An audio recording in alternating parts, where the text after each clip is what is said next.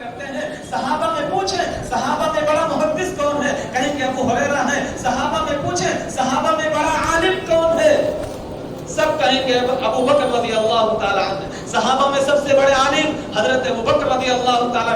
बाद के लोगों में पूछेंगे सबसे बड़े मुहद्दिस कौन है, हम कहेंगे इमाम बुखारी सबसे बड़े मुहद्दिस हैं। बाद के लोगों में पूछेंगे सबसे बड़ा आलिम कौन है, हम कहेंगे सबसे बड़े आलिम अबू हनीफा हैं। इमाम बुखारी भी सही मसला बयान करते हैं, इमाम अबू हनीफा भी सही मसला बयान करते हैं। इमाम बुखारी पर मोहब्बत का गलबा है, इमाम अबू हनीफा अलैहि रहमा पर खशियत का गलबा है। मसला दोनों कुरान और हदीस से बयान करते हैं। नबी पाक सल्लल्लाहु अलैहि वसल्लम की जितनी खूबियां थी वो खूबियां सहाबा में मुंतकिल हुई हैं। किसी पर किसी सिफत का गलबा है, किसी पर किसी सिफत का गलबा है। अल्लाह के रसूल सल्लल्लाहु अलैहि वसल्लम की बिअसत के मकासद में से 3 बड़े मकसद बयान किए गए हैं। आपकी बिअसत का पहला मकसद तिलावत किताब है, आपकी बिअसत का दूसरा बड़ा मकसद तालीम किताब व सुन्नत है, आपकी बिअसत का तीसरा बड़ा मकसद तज़किया कुलूब है। बाद के लोगों में देखेंगे किसी पर तालीम किताब का गलबा है, किसी पर तिलावत किताब का गलबा है, किसी पे तालीम किताब व सुन्नत का गलबा है, किसी पर तज़किया कुलूब का गलबा है। लेकिन काम सब के सब एक ही कर रहे हैं। किसी दूसरे से नफरत न करो, एक दूसरे के फरीक मुखालिफ मत बनो। किसी पर किसी का गलबा नजर आएगा, किसी पर किसी का गलबा नजर आएगा। जब एक मुसलमान दावत के मैदान में, तबलीग के मैदान में, तालीम के मैदान में कदम रखेगा, इसे नरमी से चलना पड़ेगा। हजरत अबू बकर रज़ी अल्लाह तआला अन्हु ईमान लाते हैं। ईमान लाने के बाद अबू बकर रज़ी अल्लाह तआला अन्हु बहादुर जाबाज सहाबी हैं और सखी सहाबी हैं, अपना सब कुछ लुटाया है रसूलुल्लाह सल्लल्लाहु अलैहि वसल्लम पर, लेकिन ईमान लाते हैं। हजरत अबू बकर रज़ी अल्लाह तआला अन्हु के ईमान लाने के बाद दारे अरक़म में छुप कर नमाज होती है, छुप कर तालीम होती है। हजरत अबू बकर रज़ी अल्लाह तआला अन्हु वो उन पर मोहब्बत का गलबा है, वो उन पर जमाल का गलबा है। जब तक हजरत अबू बकर रज़ी अल्लाह तआला अन्हु ईमान लाते हैं, दार अरक़म में छुप कर नमाज होती है। हजरत उमर रज़ी अल्लाह तआला अन्हु के इस्लाम लाते ही उन पर खशियत का गलबा है, उन पर नबी के जलाल का गलबा है। अब दार अरक़म में नमाज नहीं होगी, अब मस्जिद हराम में नमाज होगी। आओ मुसलमानों, मस्जिद हराम में नमाज पढ़ते हैं। देखें कौन है माई का लाल, उमर खड़ा है, कौन सामने आता है। इसी तरीके से जब आप दावत के मैदान में, तबलीग के मैदान में, तालीम और ताल्लुम के मैदान में, वाज़ो नसीहत के मैदान में कदम रखेंगे तो सह के चलना पड़ेगा, बर्दाश्त करके चलना पड़ेगा। लेकिन यही दावत और तालीम वाला जब मैदान जिहाद में निकलेगा, जब गाजी बनकर के निकलेगा, जब मुजाहिद बनकर के निकलेगा, फिर उस पर जलाल का गलबा होगा, उस पर नबी के जलाल का गलबा होगा, उस पर नबी की खशियत का गलबा होगा, उस पर नबी की शुजाअत का गलबा होगा। फिर वो बर्दाश्त नहीं करेगा, फिर वो जवाब भी वहां देगा। नबी के जलाल वाले भी दुनिया में मौजूद हैं, नबी के जमाल वाले भी दुनिया में मौजूद हैं। नबी की सिफात उम्मत में तक़सीम हुई हैं, हर एक अपने अपने एतबार से जब जहां जैसी जरूरत होती है काम करते हैं। हमारे नबी सल्लल्लाहु अलैहि वसल्लम, मैं अर्ज कर रहा था, आप मंबा व मरकज हैं, आप सरचश्मा हैं, हर चीज के मंबा भी हैं, कायनात के भी मंबा हैं, मौजूदात के भी मरकज हैं, और इसी तरीके से तमाम सिफात, तमाम कमालात और तमाम खूबियों के भी आप मरकज हैं। हुजूर पाक सल्लल्लाहु अलैहि वसल्लम आए तो इस दुनिया में सबसे आखिर में है, आखिरी पैगंबर है, लेकिन आपके आने से पहले ही सारे अंबिया को नबूवत मिली है। वो मेरे नबी का सदका है, मेरे नबी के तुफैल है।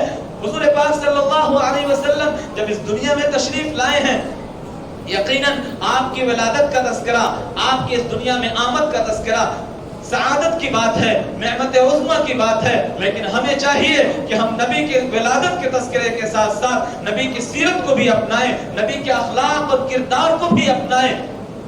हुजूर पाक सल्लल्लाहु अलैहि वसल्लम इस दुनिया में तशरीफ लाते हैं। इसी महीने की 9 रबीउल अव्वल पीर का दिन हजरत अब्दुल मुत्तलिब की हवेली मक्कतुल मुकर्रमा में आपकी विलादत होती है। लेकिन आपके आने के महीने का नाम रबीउल अव्वल रखा गया। रबी के माने बहार के आते हैं, बहार आने से पहले उसके असरात नुमाया हो जाते हैं, बारिश आने से पहले ठंडी हवाएं चलने लगती हैं, सुबह के सूरज निकलने से पहले आसमान पर सफेदी नजर आने लगती है।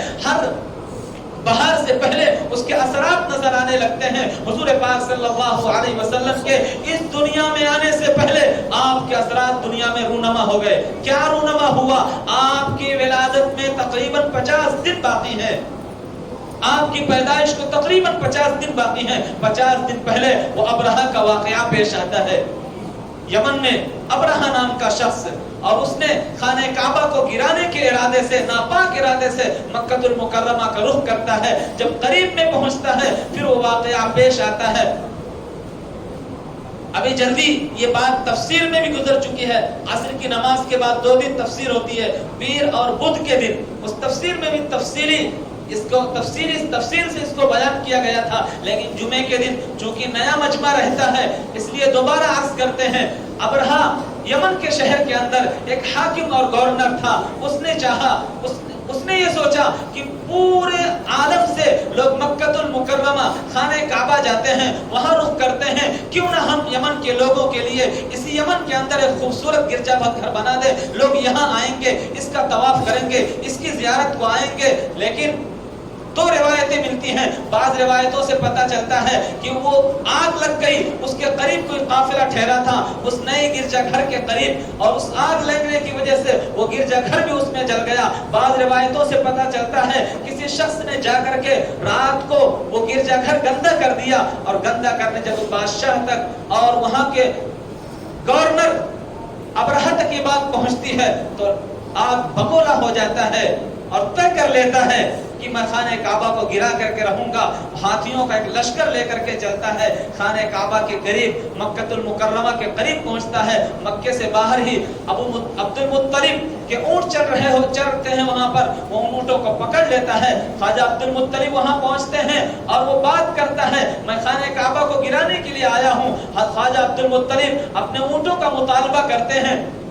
وہ کہتا ہے افسوس ہے تم مکے کے سردار ہو، تم کعبہ کے متولی ہو، تم بیت اللہ کے ذمہ دار ہو، میں بیت اللہ کی بات کرتا ہوں، تم بیت اللہ کی بات نہیں کرتے، خانہ کعبہ کی بات نہیں کرتے، اونٹوں کی بات کرنے آئے ہو۔ کتنا پیارا جواب دیا، تم یہ سمجھتے ہو کہ خانہ کعبہ کا میں مالک ہوں، بیت اللہ کا میں مالک ہوں، انا رب الابل واما البیت فلہ رب یحمی، میں اونٹوں کا مالک ہوں، رہ گیا خانہ کعبہ کا معاملہ، فلہ رب یحمی، اس کا ایک پروردگار ہے، اس کا ایک مالک ہے، وہ اس کی حفاظت کرنا اچھے سے جانتا ہے۔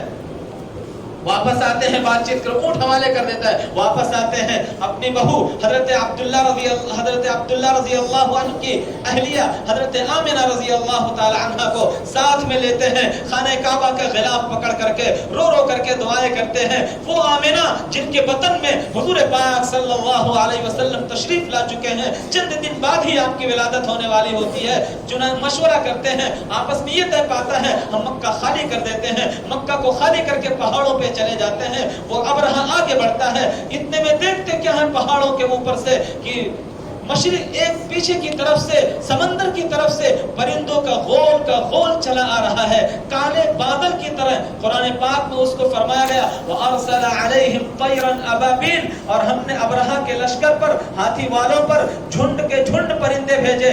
لوگوں نے اس کا نام، پرندوں کا نام ابابیل رکھ دیا، حالانکہ ابابیل نام نہیں ہے پرندوں کا، ابابیل کے معنی آتے ہیں جھنڈ کے جھنڈ، فوج کے فوج، لشکر کے لشکر۔ ہم نے ان پر پرندوں کا جھنڈ بھیج دیا۔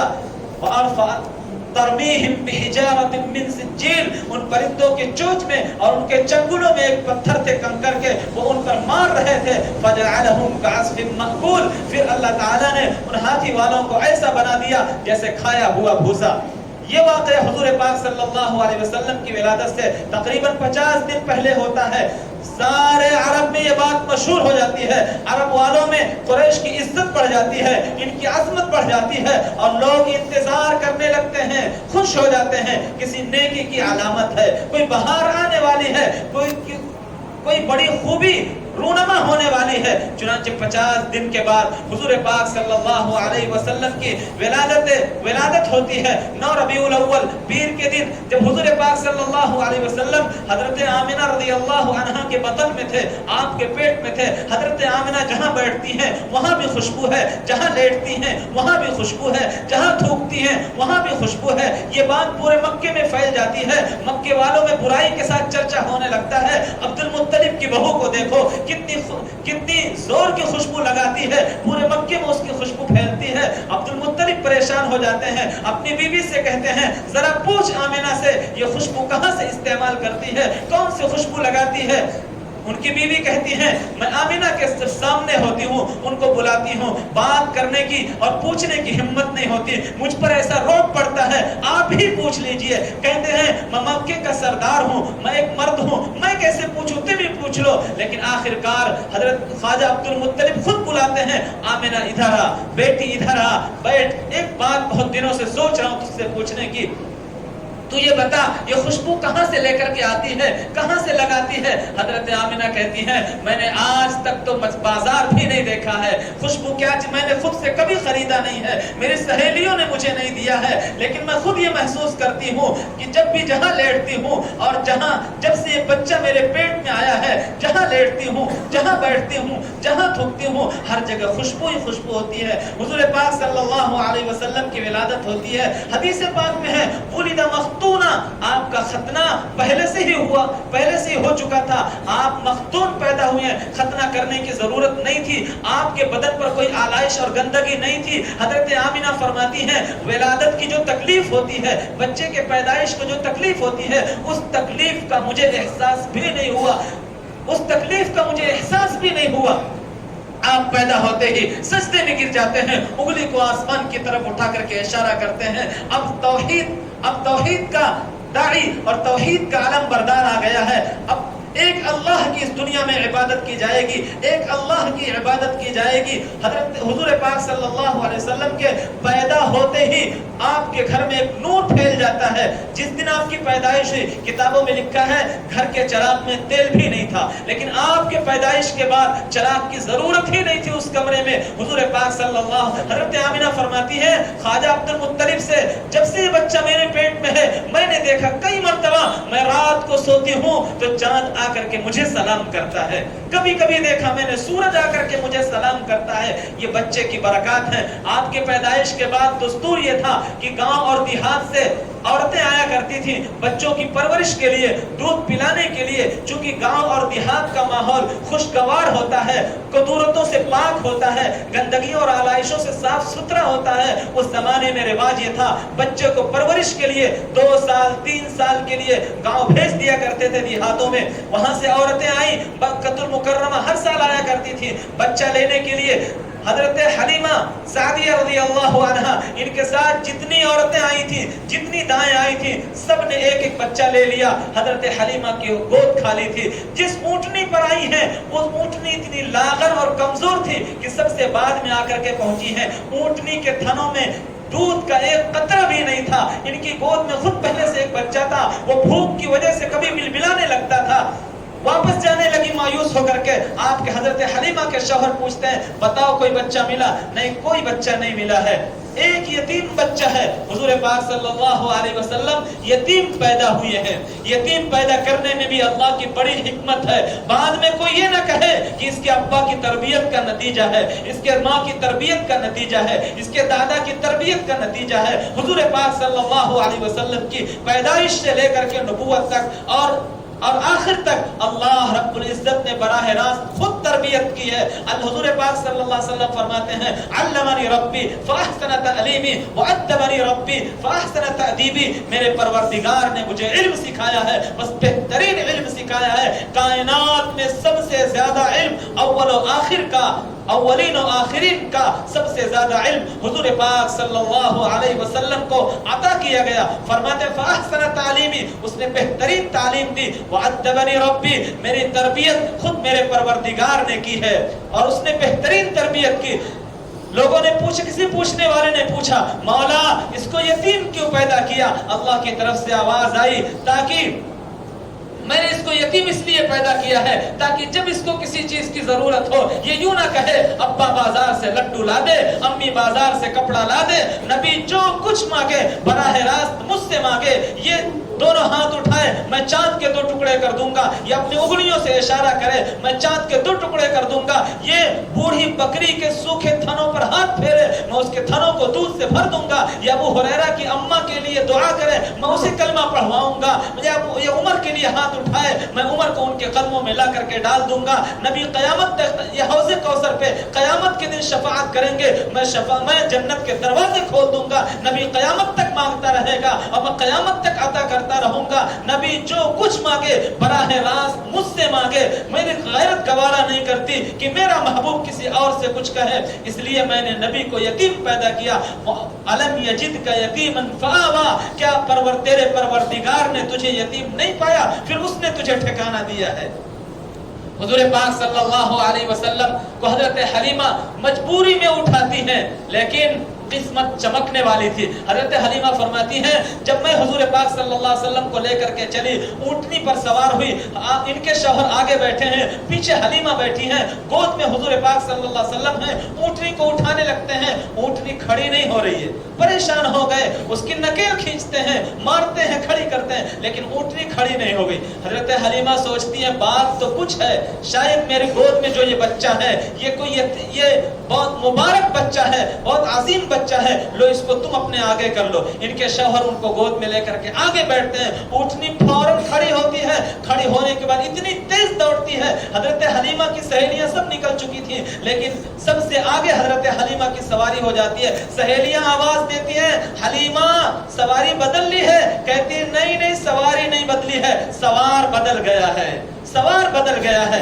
وہاں پہنچتے حلیمہ، حضرت حلیم، وہاں بے شمار برکتیں، حضرت حلیمہ کی بکریاں جاتی تھی چرنے، تھنوں سے پھول ہو کر کے پیٹ بھری ہوئی واپس آتی تھی، دوسرے ان کی پڑوسی کی بکریاں جاتی تھیں خالی پیٹ واپس آیا کرتی تھی۔ پورا قحط سالی کا سما تھا، لیکن حضور پاک صلی اللہ علیہ وسلم کی برکت سے حضرت حلیمہ کی بکریاں پیٹ بھر کر اور بھرے ہوئے تھنوں کے ساتھ واپس آیا کرتی تھی۔ ہمارے لیے اس مہینے میں 2-3 پیغامات ہیں۔ پہلی چیز آپ حضرات کی خدمت میں عرض ہے، ربیع الاول کے حوالے سے ہم حضور پاک صلی اللہ علیہ وسلم کی سیرت کے تعلق سے کوئی ایک کتاب پڑھنا طے کریں، کوئی ایک کتاب پڑھنا طے کریں۔ ہم سیرت کی کوئی ایک کتاب اس مہینے میں ختم کریں گے، اسے پڑھیں گے۔ دوسرا کام، ہم جو سیرت پڑھیں گے حضور پاک صلی اللہ علیہ وسلم کی جو زندگی ہمیں معلوم ہوگی اپنے برادران وطن تک، غیر مسلم بھائیوں تک پہنچائیں گے۔ آج بدزنی پھیلائی جا رہی ہے، نبی پاک صلی اللہ علیہ وسلم کے حوالے سے ہم اس بدزنی کو اور اس بدگمانی کو ختم کریں۔ تیسری چیز، ربیع الاول کے مہینے میں ہم کثرت سے حضور پاک صلی اللہ علیہ وسلم پر درود شریف پڑھیں گے، جمعے کے دن زیادہ پڑھیں، روزانہ معمول بنا لیں، 1000 2000 5000 درود شریف چلتے پھرتے اٹھتے بیٹھتے پڑھتے رہیں۔ اللہ تعالی ہم سب کو حضور پاک صلی اللہ علیہ وسلم کا سچا عاشق بنائے، قیامت کے دن آپ کے ہاتھوں سے جام کوثر نصیب فرمائے، آمین۔ وآخر دعوانا الحمدللہ رب العالمین۔